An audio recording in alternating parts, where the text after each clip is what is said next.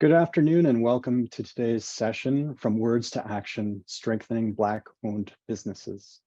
My name is Matthew Holmes. I'm the Senior Vice President of Policy and Government Relations with the Canadian Chamber of Commerce, and we're so happy to have everyone joining here today, and quite a strong registration. So we're very pleased to see the number that have chosen to join at a busy time. Today, I am joined by Tiffany Callender, CEO of the Federation of African Canadian Economics, I'm sorry, Tiffany, FACE, Dr. Cleophas Justin Pierre, Director, Dunn, Pierre, Barnett and Company, Canada, and also Workforce Development, Labor Market and Management Consultant, and Michael Asiama, Founder and CEO of Support and Growth. I'll invite each of them to introduce themselves a little bit more in the following moments. But first, I wanted to acknowledge, although that we're meeting today on a virtual platform, I'd like to begin today by recognizing the Indigenous peoples of all the lands that we are on today, from coast to coast to coast. Myself, I'm joining from Ottawa, the unceded traditional lands of the Anishinaabeg Nation, and I'll ask everybody to reflect for a moment on where they're joining us from today as well. And we do this to reaffirm our commitment and responsibility to improving relationships between nations in a spirit of reconciliation and collaboration. So I've situated myself, and I hope all of us in the territories we are, and let's situate in time as well. We're of course in the midst of Black History Month, and it's a time for reflection and I think a time for, I hope and optimism and good ideas to share on collaboration and movement into the future. So I've been doing a little of my own research and just looking at some of the recent reports that have come out from Statistics Canada, from the African Canadian Senate Group and others that have been reflecting on the position of Black entrepreneurs and Black business in Canada currently in time. And I think it goes without saying that it's been an interesting few years for all of us. And there's been some surprises along the way, I think, for everyone here.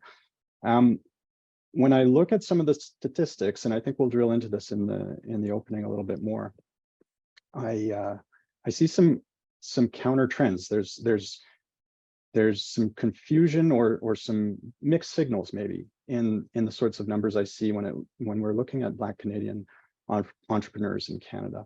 And I'm hoping that the panel today will give us some insight on that and some perspectives that you'll be able to share. So just quickly, some top level reflections I pulled.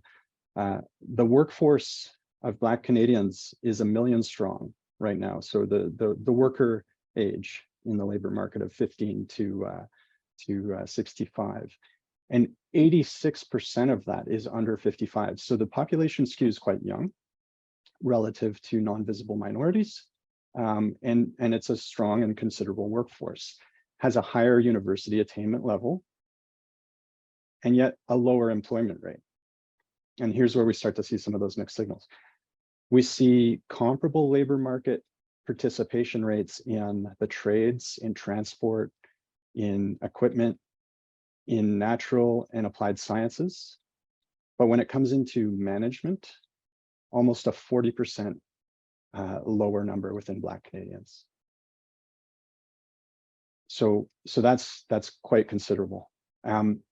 Also, Black Canadians much less likely to be self-employed, 9% compared to almost 14% for the non-visible minority population as defined by Statistics Canada. And finally, and I'll put this one out there, 1/3, so almost 33%, I think it's 32.6% of Canadian Black households consider themselves financially challenged. And this is almost twice the rate for non-visible minority households in Canada. So with those trends and those sorts of points in time, coming out of the pandemic, we're in late pandemic, there's been a lot of great opportunities. We're in Black History Month, we're looking forward.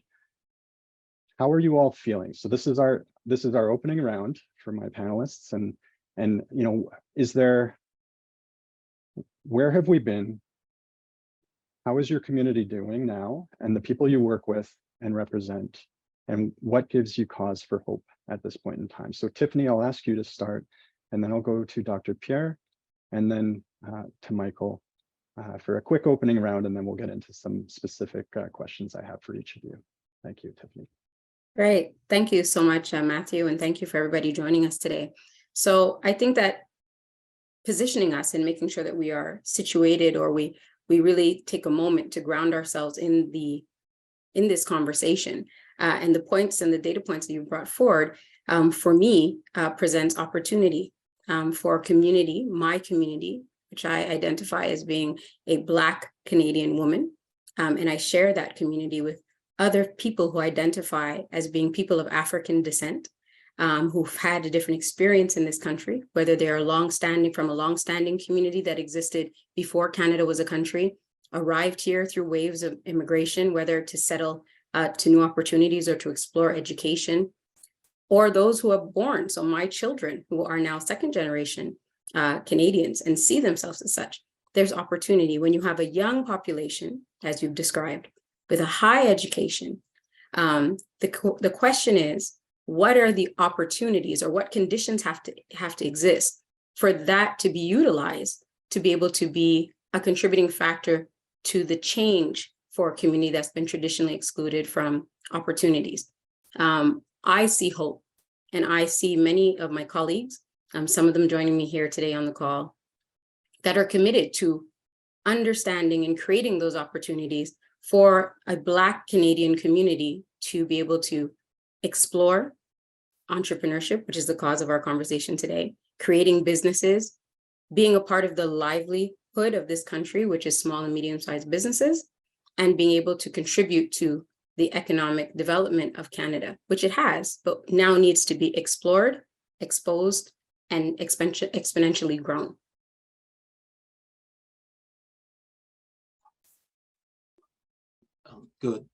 Good afternoon, everyone. Thank you for giving me the opportunity to speak on this panel. My name is Justin Pierre. I am a labor market consultant, and I just want to say that to be in Canada, to be living here in this time, I always tell my friends, it's it's the best time to be Black in Canada, because of the amount of opportunities that are bestowed upon us. Things are changing, and historically we had challenges in terms of how we were treated. But I think that in moving forward, and just from just looking at the data in terms of moving forward, we have huge potential. In fact, our population, we are one of the youngest population, which is about 29.6 years. Compared to the standard 41.2, so we have at least 12, 13 years ahead of the rest of the population. So therefore, a lot of organizations are reaching out to us to say how can they incorporate their Black people in some of their decision making. Yes, we will get pushback. Yet it is not normal for us for people to include us.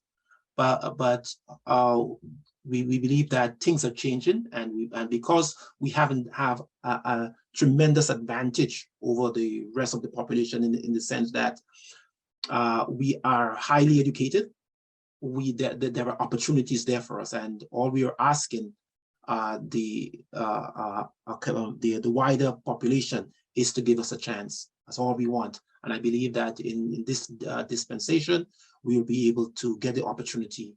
And I believe that now is the time we have to unite. We have to liaise with organizations as FACE and all the other organizations.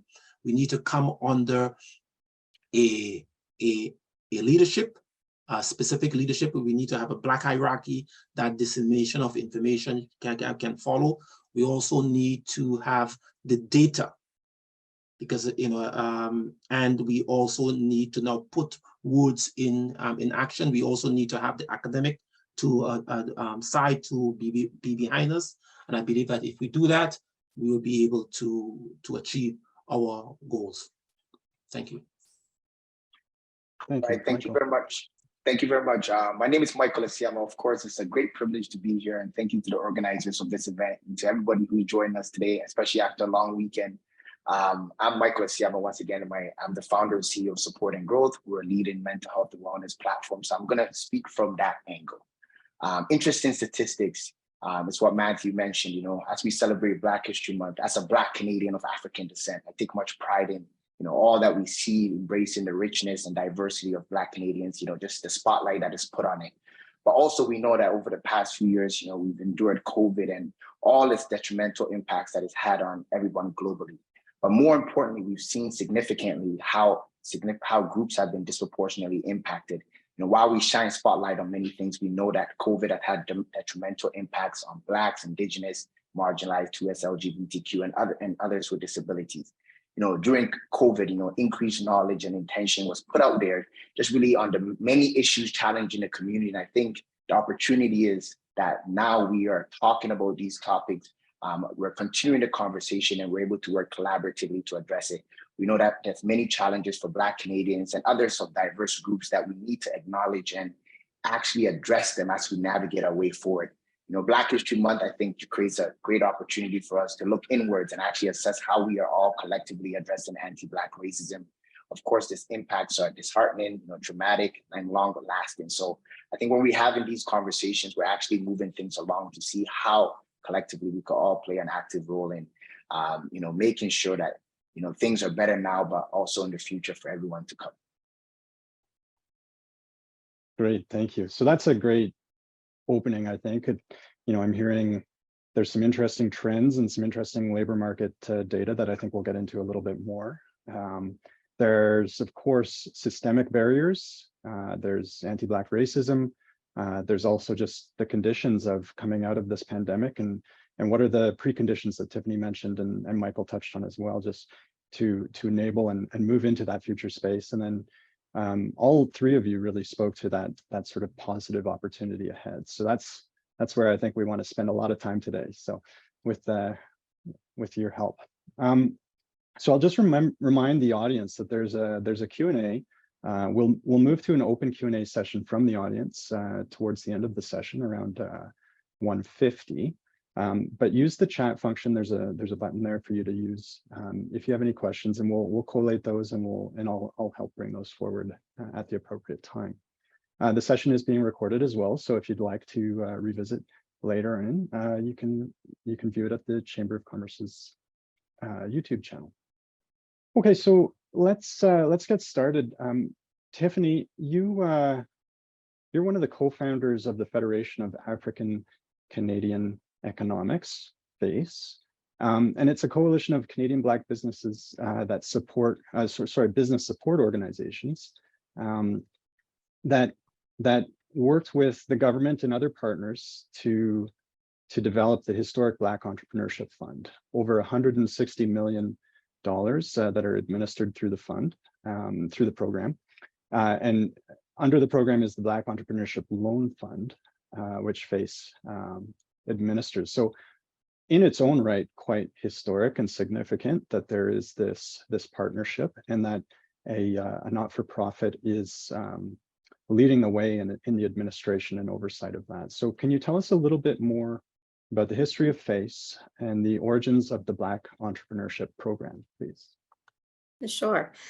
So, what I think is important to note about the organization, about FACE, is that we call ourselves, in short, FACE Coalition. And it kind of speaks to what you presented as the entry point, describing our origin story, as I like to call it.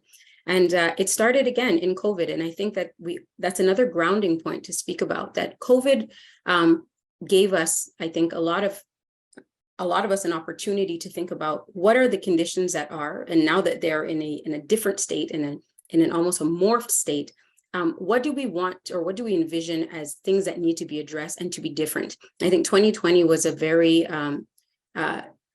telling year. It was a year that changed us all as a society, but gave us time to reflect. So I love that Michael spoke about that inner reflection. I think that is in fact what happened in 2020 when service leaders, organizations in different parts of the country, when looking at the resources that were being afforded to Canadians while facing the pandemic, namely the Canadian Emergency Bank Account, we understood, those of us who work with entrepreneurs, that we were not convinced that Black entrepreneurs would have access to that support that was being rolled out by the government of Canada. We acknowledge that it would be a fantastic tool, but we also recognize that our community has different barriers and different ways in which they evolve their business, and the relationships in which they have with institutions that are part of the ecosystem may make it challenging at the most difficult time that we had seen in recent Canadian history for them to get access to that opportunity or that lifeboat or that light raft. So this is when we decided to have an exchange with government and with our community. First, turning to our community, to business owners and saying, do you know about this program? Are you going to take advantage of it? Do you qualify? And from that information, we're able to bring that to government to say, Black entrepreneurs may miss this opportunity. And this is not due to the pandemic, but due to long existing barriers in using resources, tools, products, and services from institutions, that they will not be able to take hold of this. And this will have a detrimental impact on the businesses that are run by Black owners. And what I would like to recognize is the government's openness to say at that critical time where there was so much going on in terms of the pandemic, to say, well, how do we then rethink this? How do we look at using the knowledge of the community, which is coming directly from members of that community who are in service, to look at what are we going to do that will be different? How can we open the opportunity for these entrepreneurs to not only survive COVID, but to thrive thereafter? And I think this was the beginning of a very important conversation that led to a co-design with government around a solution that would reach Black entrepreneurs. And that was in part the Black Entrepreneurship Program, which in fact is historic. And a part of that program is the Black Entrepreneurship Loan Fund, where these 5 organizations that had these conversations alongside other organizations who also chimed in and echoed in on what needed to happen, started a national organization, which we've called the Federation of African Canadian Economics, by which I am one of the co-founders, and then was named the inaugural CEO. And our mandate is to be the catalyst for generational wealth, but to use entrepreneurship as a lever to create pathways toward generational wealth, which Black Canadians have systemically and historically been prevented from developing in comparison to other communities or other Canadians. Great, thank you, and congratulations. It's quite an achievement just to break through into some of that with government, and then to, in the midst of a pandemic when I think everybody was just trying to just deal with the emergency of the day, to launch a massive national program that has such an immediate and real impact. I think we'll see that data plays a really important role, and I'm sure it's a big part of what you do when you're evaluating micro and macro loans in this program, and the companies that are coming forward. So I'll possibly now switch to Dr. Pierre and just maybe look at this a little bit more. Last year, Dunn, Pierre, Barnett and company conducted the first ever Black labor market assessment for Ontario, and I understand this is the largest study ever conducted on Black businesses anywhere in Canada. I know we have a report expected this spring, but hoping that you can share with us some preliminary findings or some of the information that you've found through that study. Okay. Well, thank you very much for introducing me again. I just want to just give you a little background knowledge about the whole what we do. Our company is Dunn, Pierre, Barnett and Company Canada Limited. So we are a research firm. We specialize in Black research, but mainly we specialize in TVET and also a specific type of survey called labor market needs assessment. So a labor market needs assessment is a specific survey that was designed by the World Bank and the International Labour Organization to guide country towards its development. The World Bank has over its 71 years has funded and supported over 115 countries to conduct this specific type of survey. And these surveys are critical in the development of countries. So, for example, countries like Japan, when conducted labor market needs assessment, Finland, most of the other countries, India again, famous, conducts a lot of labor market needs assessment. And so it's important to conduct this specific type of survey. And in looking at Canada, but I just want to go back a bit. Labor market needs assessment is historically conducted in developing countries. So you have to it's a foundation for development, and it is required by the World Bank. The World Bank funds these projects because obviously these surveys are very expensive, and you take the data from the labor market needs assessment to then plan. So the challenge we have in Canada, Canada is considered as a developed country. So a labor market needs assessment has not been done to that extent. However, a labor market needs assessment has never been done in the Black population in Canada. So as a result, we do not know a lot of basic things about our community that other countries who have conducted labor market needs assessment know. So a labor market needs assessment, what we'll say is the process of evaluating the current and projected labor market conditions, either from a region, from a country. Okay, what it does, the assessment is designed to identify some of the workforce needs, what type of skills you have, what type of gaps you have in employment, what type of gaps you have in industries, regions. Okay, what the labor market assessment also does is that it provides up-to-date and relevant information on the labor market. Well, it tells you information about what's their future and current employment position is. Yeah, it tells you about what type of industry they would need in the future, who should be occupied. And what we do as a producer, as a contractor of the World Bank, or as a labor market needs assessment, what we do, we tend to investigate about 33 indicators. So we look at these indicators. These indicators are standard indicators, and we use that indicators to plot the development of countries. And what we do also is that the assessment also, we look at the overall economic and demographic conditions. And what we do within the labor market is that we will also give that information to government and policymakers, so that they can basically use that information to guide their organizations. And so what we did is there's an organization called the ACB, and they had hired us to conduct this specific type of labor market needs assessment for Southern Ontario. What we did, it was one of the largest development survey among Black businesses. To date, we believe there are over. We conducted the survey among 1,900 persons and around 1,583 respondents. So in terms of the data, we believe that it was very good. What we also found out that there were a lot of challenges within the Black community. For example, gaps in terms of how businesses are training, what business focus on, type of industries that are there. For example, from the 42 industries that we have in Canada, 26 industries Black people are in. However, we are only concentrated in only 6. So it shows that we are missing out on many of the opportunities.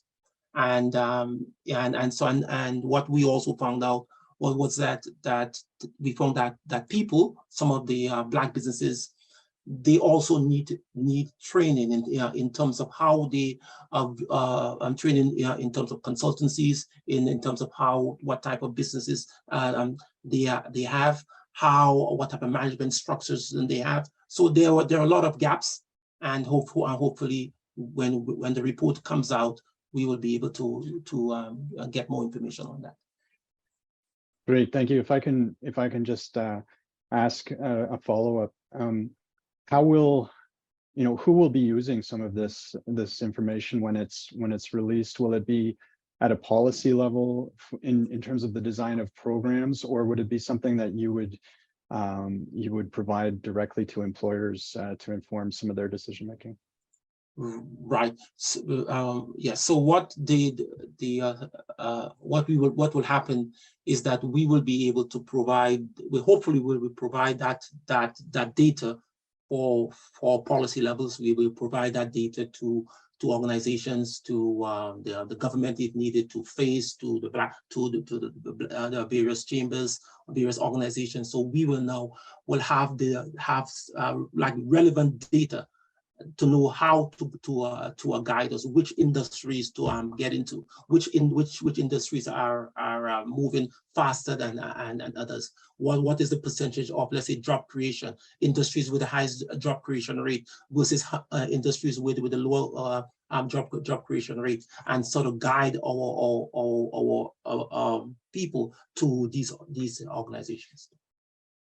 That's great. It seems like tremendously valuable information to have, both at a employer level, at a sector level, as well as a policy level. So yes, because as I said, that the World Bank has been doing this for over 60 years. Over 100 countries have been doing that.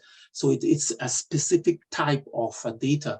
We use also, what is good about the data, is that we code our data in two formats. We code our data both in the NAICS codes, and we code our data also in ISIC. So both the United Nations can have access and interpret our data.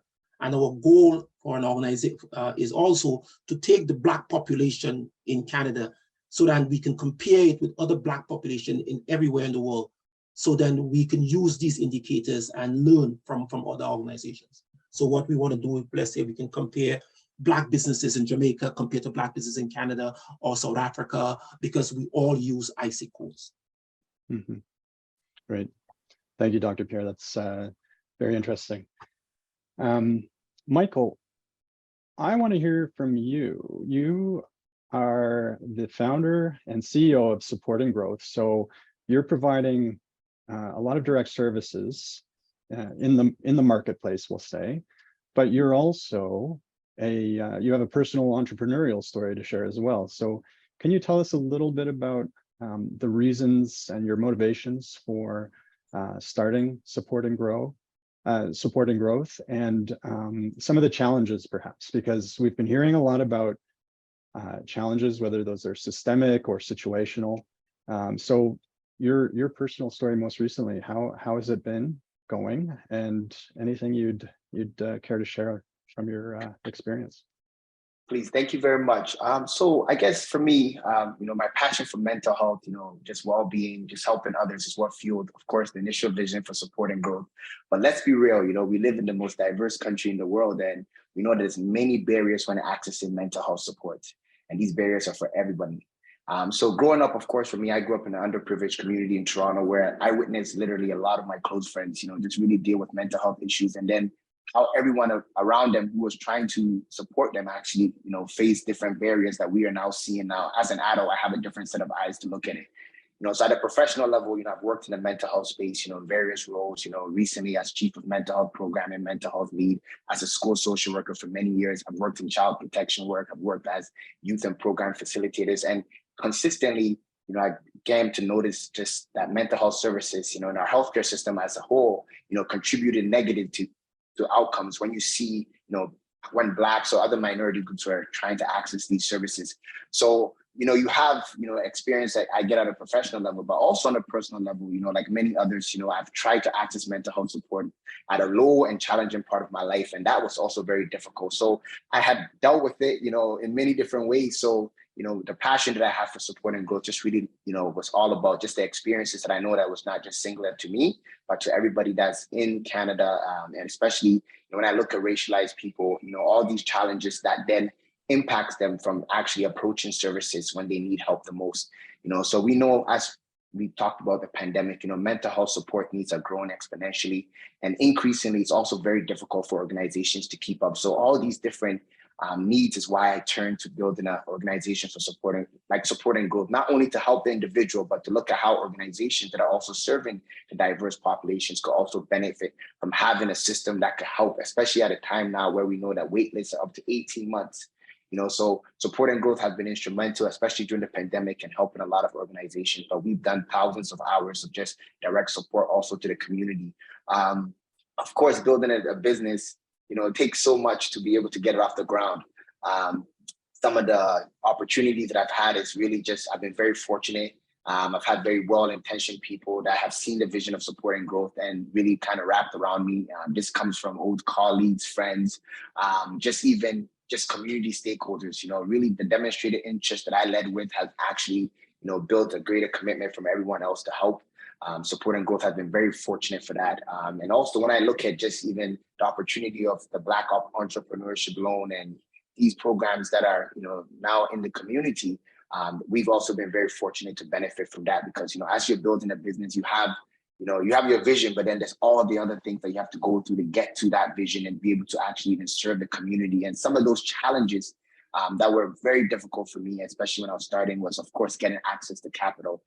As Tiffany or as is being mentioned, we know that when you're approaching a system that you don't really have the relationships there, it's very difficult to access. I had to learn a lot of hard lessons very quickly. Another big one is I didn't have access to mentorship. That's also a big area that I see that as a continuing area of need, especially as you're taking your business from one level to another.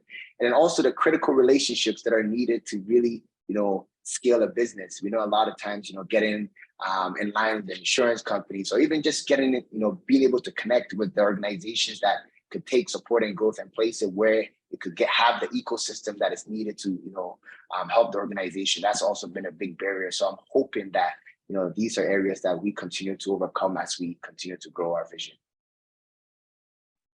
Thank you. That's quite the story. I'm interested in hearing from all three of you, but Michael, maybe I'll start with you in reverse order here. And this came up in a number of different places.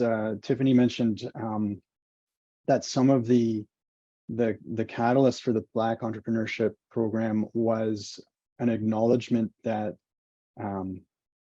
that a lot of Black entrepreneurs just miss the opportunity, that they're not able to access the supports or the programming that's provided generally may actually underweight to Black-led businesses. Dr. Pierre also phrased it as missing out on opportunities and made mention in particular around training. And then Michael, you've just spoken of your own personal trip and the lack of mentorship and some of those other supports that you felt could have made the difference for you.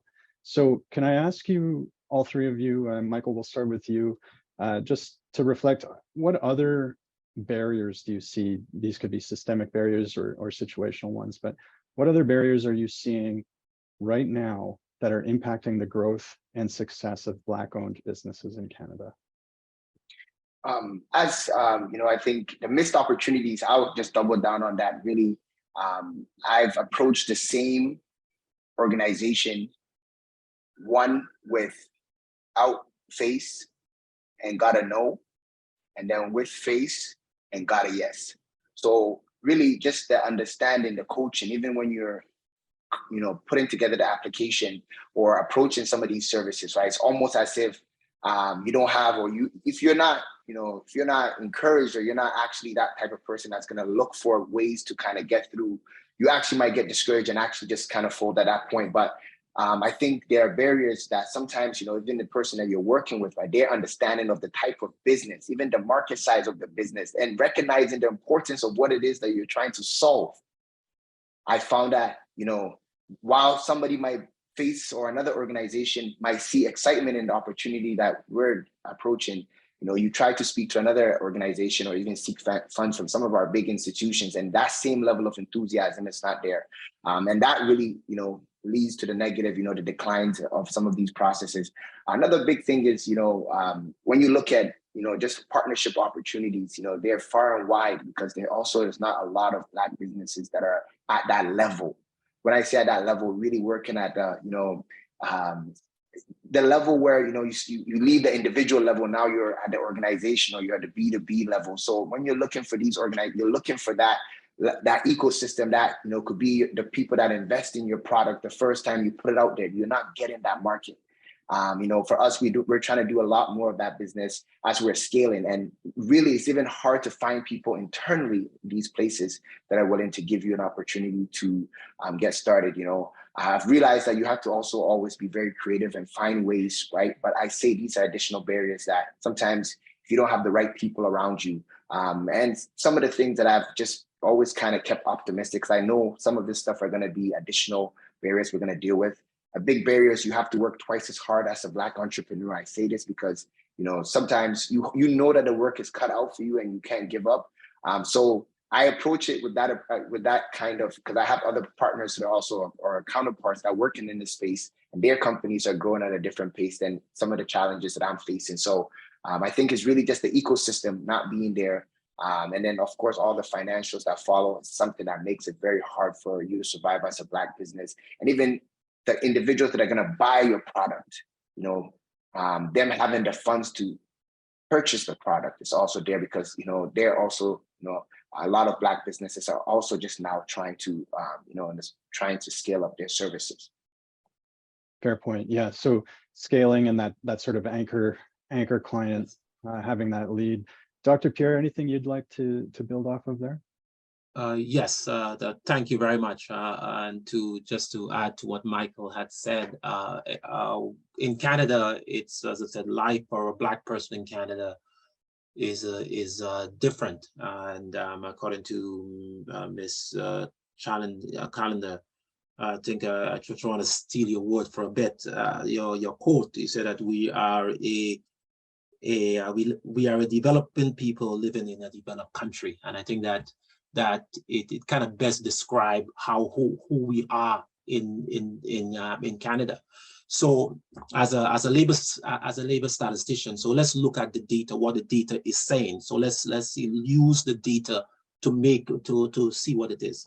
So Black people on a whole, we are about let's say we have one of the lowest business to population ratio. So we as a population, we are not involved in growing business. We believe in working for someone. Also, because of we have challenges in what you call systemic racism, we are banks in Canada. There's a saying in the Black community that Canadian banks do not lend money to Black businesses. So if you're a Black business, it's very difficult to get funding from a Canadian organization. It is so difficult in Canada that the government had to come up with some program to assist Black businesses, because the traditional bank would not give Black businesses. Also, some of the challenges we have because of the challenge we had, we on average have a lower credit score of 640 compared to the regular non-traditional person. Because when we start businesses, most of us start businesses with our own capital, and which affects our credit rating, etc. One of the challenges we also have in Canada is that most of our businesses are what we call nano firms, very small firms, under 5 employees, which based on a labor market perspective, these businesses are nano firms. These businesses should be self-financed. And because who we are, it's difficult for us to get financing. And that's why organization as FACE and the different chambers, we need more of these organizations to support Black businesses. Okay, and so when we conducted our study, we conducted a study over 1,500 Black businesses, and so let's look at what the data said. Okay, on average, about 86% of all businesses in Ontario or in Canada we have less than 4 employees. From our data, there are about 27,000 640 Black businesses, Black registered businesses. The majority is in Ontario. So we also found out an average about 2.1, around 2 employees per business. We have our labor force participation rate is about 79%. What we also find is that small businesses employ approximately about 85,000 persons. Okay, collectively.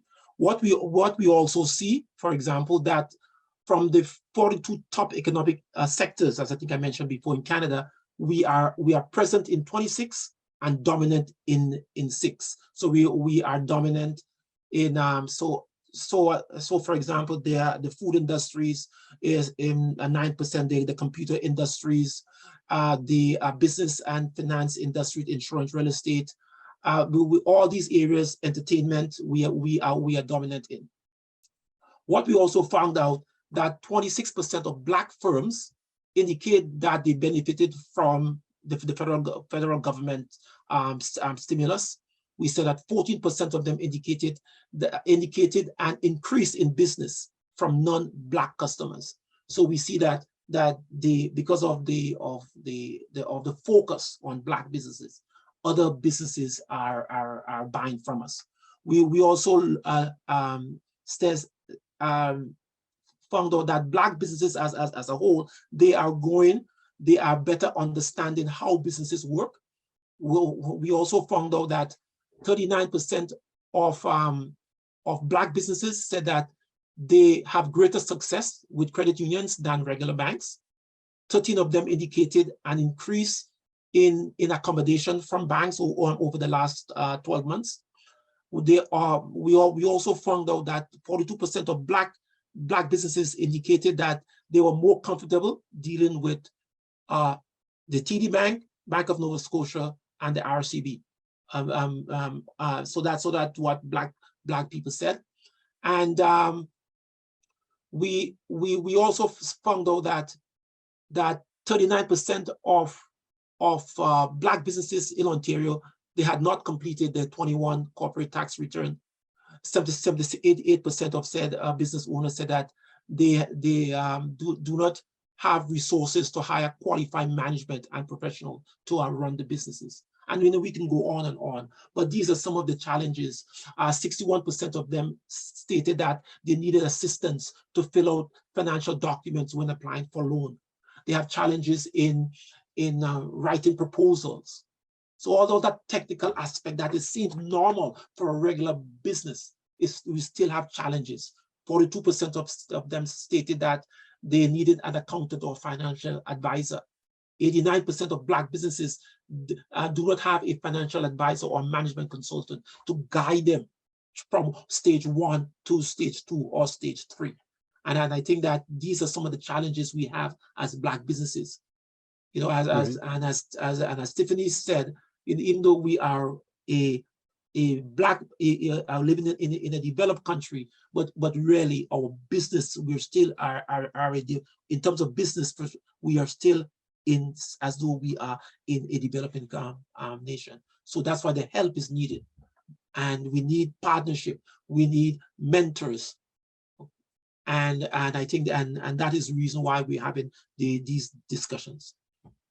Great, thank you for that. And I can say I'm sure I'm not the only one here that I can't wait to see some of those numbers and that report in the labor market assessment you're working on. So that'll be very valuable information. Tiffany, can I move to you now? And the question we've heard on quite a number of other barriers that are faced.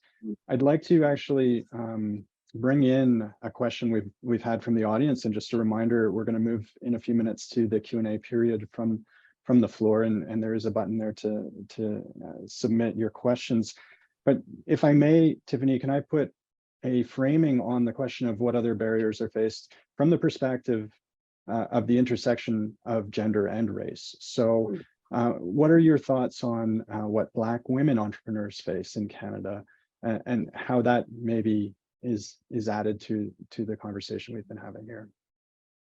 Okay, sure. I think it's very important to understand that what happens in an intersection where you are when you're speaking to marginalization is that it is a compounding effect that is taking place. So women and people of color, which are two distinct, marginalized groups, where society, if you describe that, it means that these groups were excluded systemically, and their inclusion or their integration was not planned or provisioned for in existing systems, means that they are having a compound experience if they are a woman and person of color, particularly for Black women.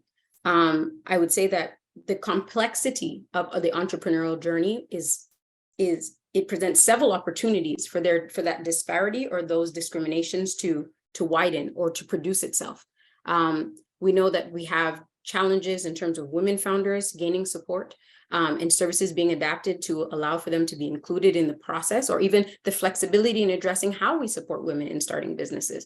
And we've spoken in depth about the particular challenges that Black communities have faced. So when we speak about Black women founders, for me, it's that there's a need to study. And again, it comes back to data and understanding, because that will guide how we create opportunities, how we create spaces, and how we adapt models to be able to allow folks who have an intersectional identity, where discrimination can become prevalent, to be able to find the right strategy to include them in sectors or in spaces where they traditionally don't find themselves. And I think that the most important element to that is for that to be guided by individuals who have experienced that, who have that lived experience. So when we think about women organizations who have decided to support women and women of color to be able to enter into the market, these are very innovative and I think telling organizations that have decided that they're going to address something that ultimately we are only now seeing traction. And I would like to also be mindful of, if you add any other layers of intersectionality, and I've had the chance to speak with different entrepreneurs who are Black women who are from the LGBTQ plus community. So that compounding of being excluded and marginalized in society means we need a specific pathway to pull them in, create safe spaces, and adapt their experience to be able to have success in developing businesses. Thank you. That's great. So actually that leads me to something I've been thinking about. The chamber has come up a few times, the chamber network across the country. Michael spoke of the importance of having that partnership with FACE and the authority or the vote of trust that working with FACE Coalition brought to his business. So we all know the importance of network and the importance of those sorts of connections and those supports that are required in starting a business and in scaling up a business. So FACE is a clear example of specific support for Black entrepreneurs in Canada. What other resources and financial supports are available to Black entrepreneurs, or are there others that aren't currently available but are very much needed? And I guess just coming from the Canadian Chamber of Commerce, one question for you all to consider in your answers is, what role can the Canadian Chamber Network play? How do we ensure and create the space that you were discussing, that welcoming space, that opportunity for dialogue and support? So maybe Tiffany, if I can start with you, and then anyone else who'd like to jump in, please just do so. Sure. I think that there are many organizations that have traditionally and have started to be able to scale up their opportunities to support entrepreneurs from the Black community. A part of the Black Entrepreneurship Program, although there is a Black Entrepreneurship Loan Fund, there is also the Black Entrepreneurship Ecosystem, which is organizations across the country who have now programs and services to help in terms of that developmental support that Dr. Pierre was so much speaking to, that is important.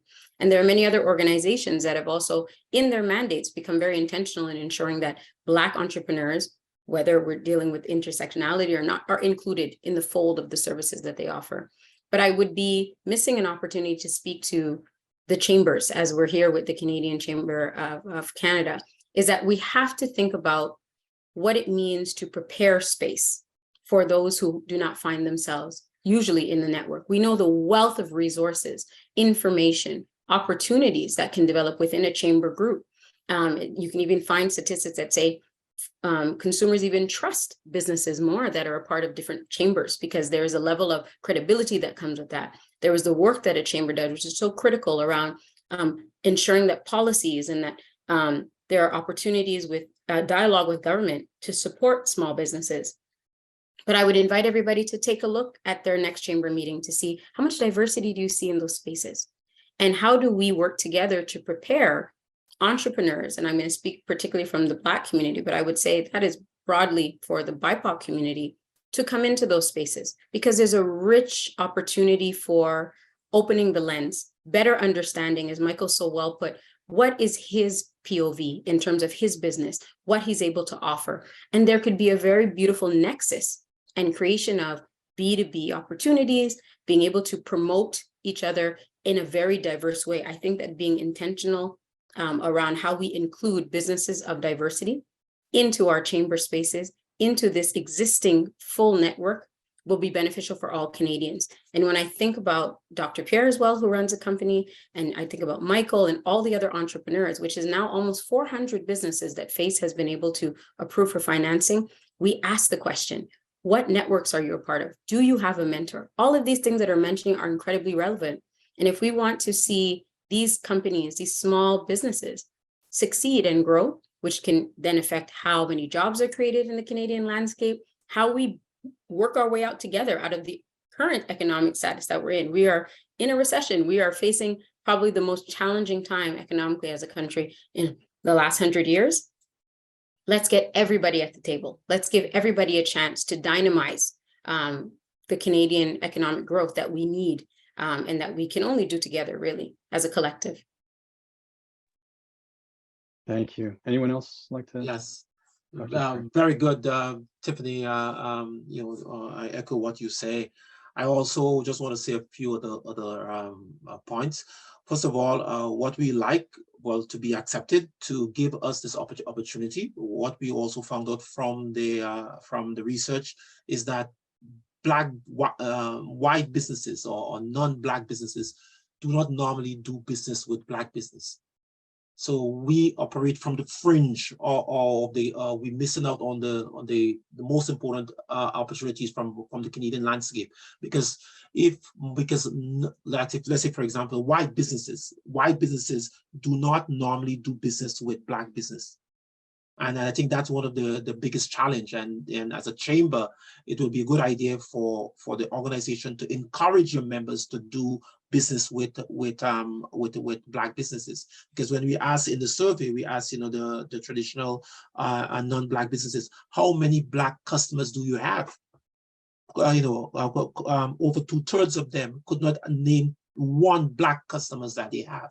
So that shows that there are certain systemic issues within our economy.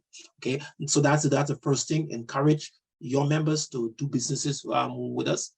Also, what is needed from coming from the data is that Black businesses need support, need guidance, need someone to hold their hands, need a mentor, a partner. I think that I know. In the United States, we have that very often, where a business can partner or mentor with another more established business. And I think that will be a very good opportunity for both persons, both from the Black business and from the white business also. So these are some of the issues just initially I thought about. Thank you. Great, thank you. Michael. And thank you. So just to add to what Tiffany said, prepare the space, and what Dr. Pierre mentioned in terms of do business. I find that both are so important because we know that the chamber has a role to play in addressing social issues. And with that role, my business, we're a prime example of, as Dr. Pierre said, the critical relationships that are needed for us to grow and scale are not there. mentorship will be greatly appreciated at all levels. And I think not just for myself, but all Black businesses in Canada. We want to find ways to continue to expand our network so we could expand our reach so that we could do that and get to that sustainable level of business. I think, as the businesses, we spend so much time at work, we want this to be an enjoyable place. So even as the chamber, we have to look at ways where we could continue to prioritize confronting anti-Black racism boldly for chamber members, organizations. I think businesses need to play that equitable part in how we are all experiencing the work environment. We know a lot of people, if you see the mental health statistics that are coming out, we at all levels, it costs the country money because so much people are having this negative experience. So beyond giving the opportunities to businesses or to employees, we have to look at how we're creating these culturally responsive spaces, these psychologically safe spaces, so that people don't just come to thrive, but they could also have that mental and physical wellness that is needed, to continue to do the great work. Anywhere, we have to really look at the interests of Black people and have that as a inclusive part of the process of design. So how can we, include more Black voices into the spaces, as Tiffany?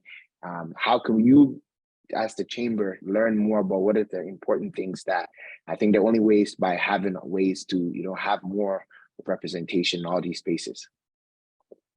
Thank you. So I'm hearing a challenge and an opportunity for the chambers Yes. across the country to look at who's in the room and make sure that they're aware of who might not be there, and are there additional conversations or ways to create that welcoming space. Okay, we're actually very close to time. I'd like to move. We've had a few questions come in from the audience, so just quickly, and it doesn't have to be all three of you, but if there's one that you want to jump in on, let me know. So we have, I think this one builds off of the last conversation quite nicely. How can supplier diversity programs be an effective way to support and uplift Black entrepreneurs? Any thoughts on that? I think that we have to think about, again, it's about inclusivity and being intentional.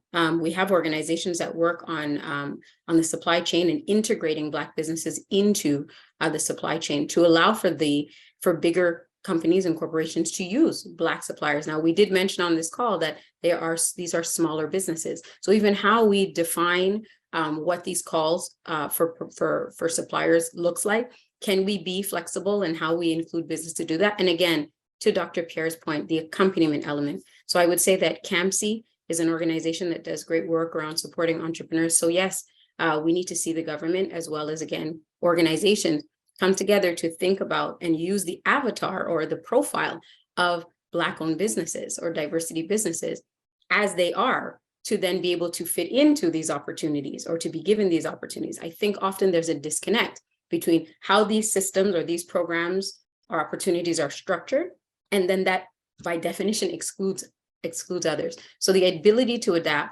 the desire to flex how we traditionally do business or have calls to businesses to participate is going to be required to increase supply diversity or diversity within the supply chain.